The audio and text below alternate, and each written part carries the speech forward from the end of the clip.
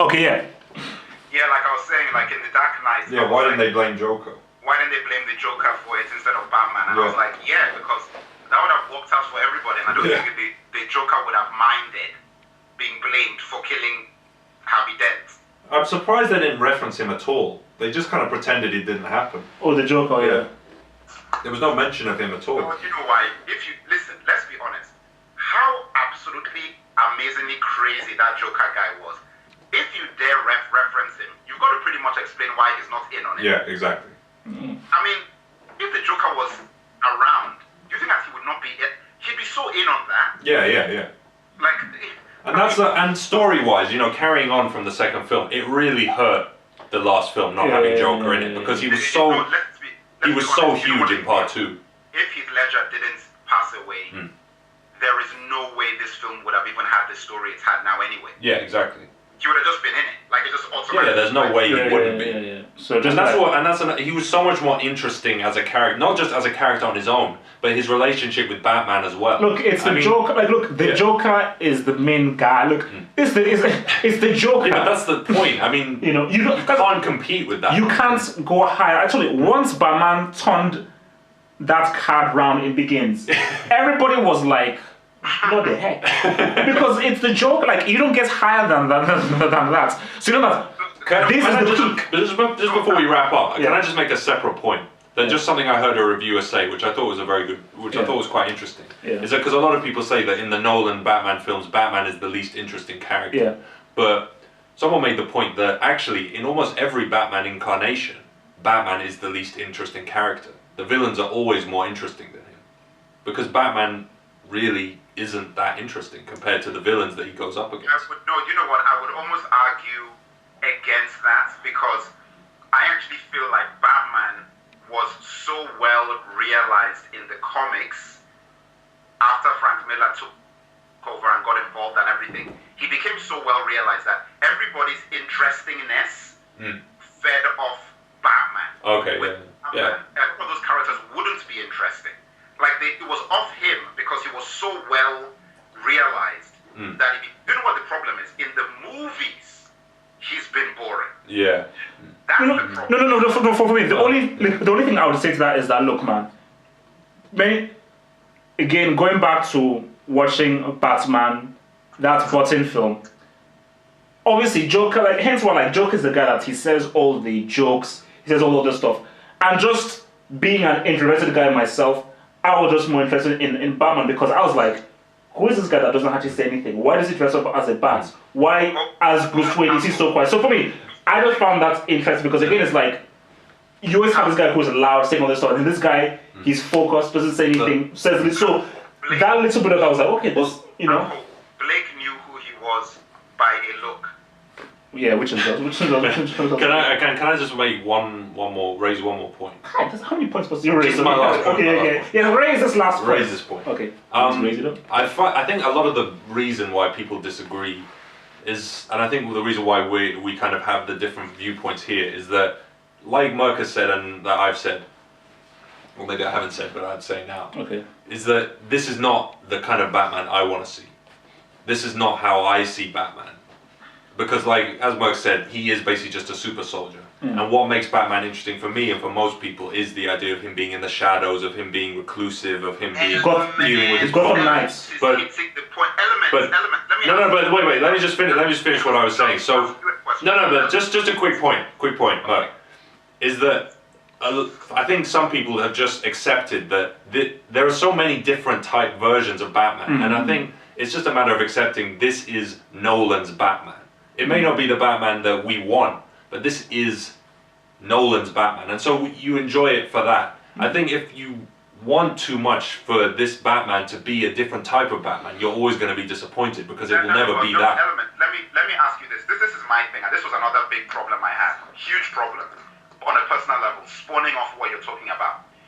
The second I saw the trailers, and then I watched this film after that, then it even emphasized it for me. I was like, now, if we are going to believe that Batman is fighting something on this scale, where the hell is Superman?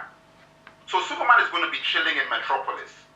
when Gotham is on lockdown and basically shut off from the world. Superman could just fly in there, get that bomb, and fly to the sun and throw it into the sun. Now, wait a minute. People are going to say, this is what people are going to rebut that with. This is self-contained. In this world Nolan is creating, it's the real world where Superman doesn't exist in this time universe or whatever. Now, this is my answer to that.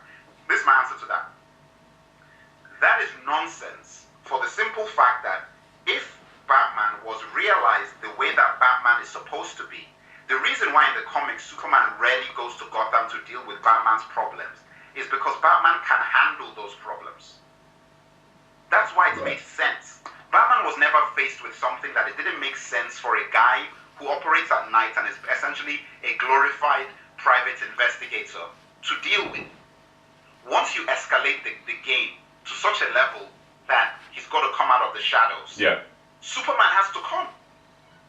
Right, but I mean, even saying that, even if you argue that okay, Superman doesn't exist in this universe, it makes Batman as a character redundant, because the whole point of him being Batman is to operate in the shadows and to operate as there a are detective. fundamentals. But as soon as you raise the stakes too high, where it's about like just saving entire cities the kind of way he does, it is like you're saying, a Superman type thing to do, basically, let's just basically wrap this up. So basically, final thoughts. Basically, I was happy that Hela was in it.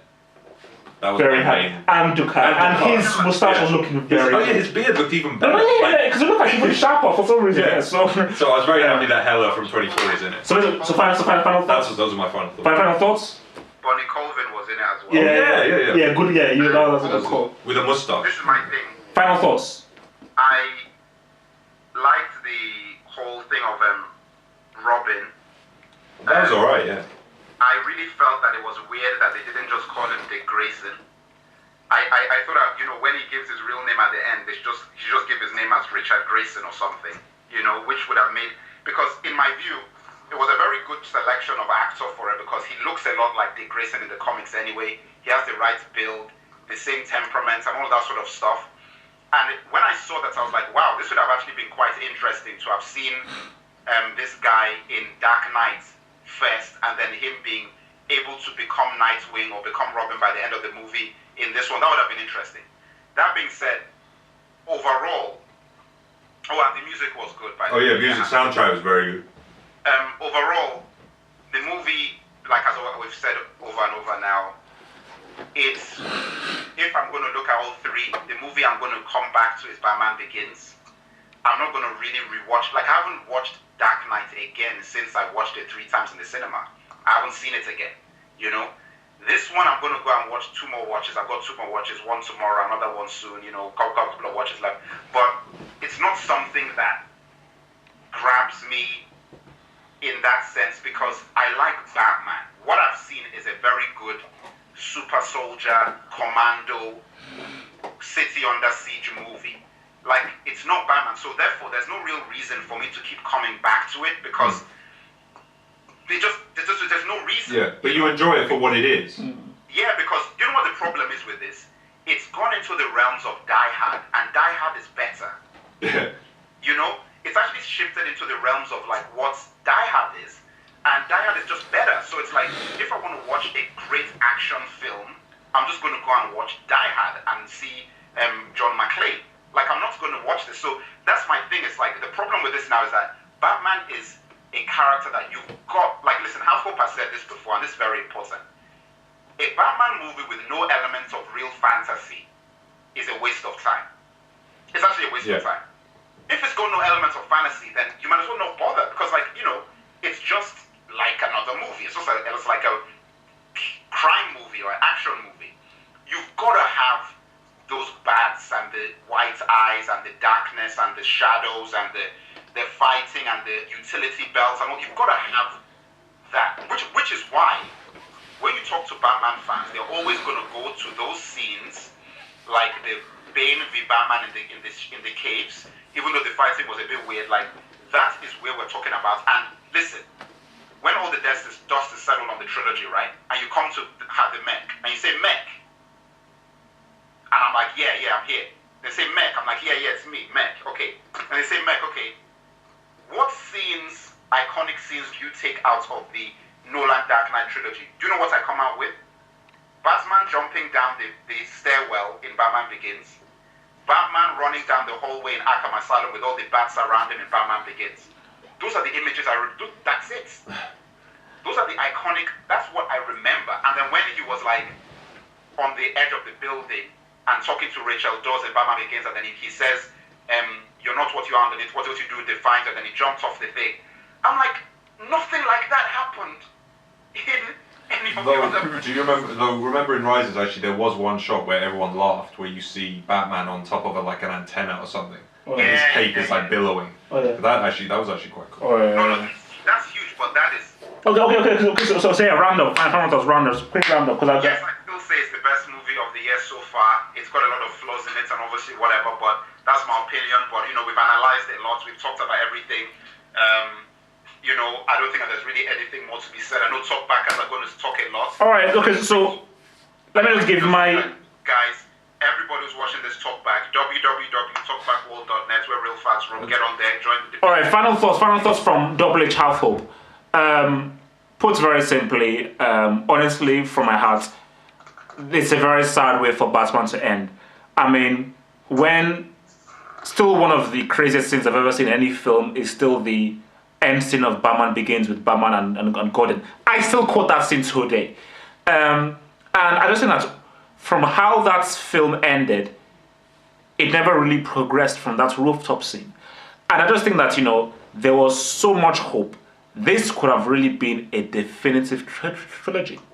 And still, to this day, Star Wars, made by that lunatic George Lucas, is still the best trilogy ever made. In your opinion?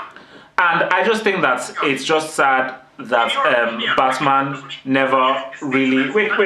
I'm actually not doing my final thoughts. Please, I didn't actually interrupt you. So really, it's just unfortunate this is how it's ended, for me. But that's... Shocking film. Shocking sad way to end. And just completely flabbergasted. Batman was carrying a round bomb from the Adamant TV show at the end of Dark Knight Rises. That's all that needs to be said. Talkbackworld.net, so that's the roundup things. Yes, I do, yes. It's better, yes, it's better. Thank you very much. Yes, Keanu for Moses. Keanu for Moses.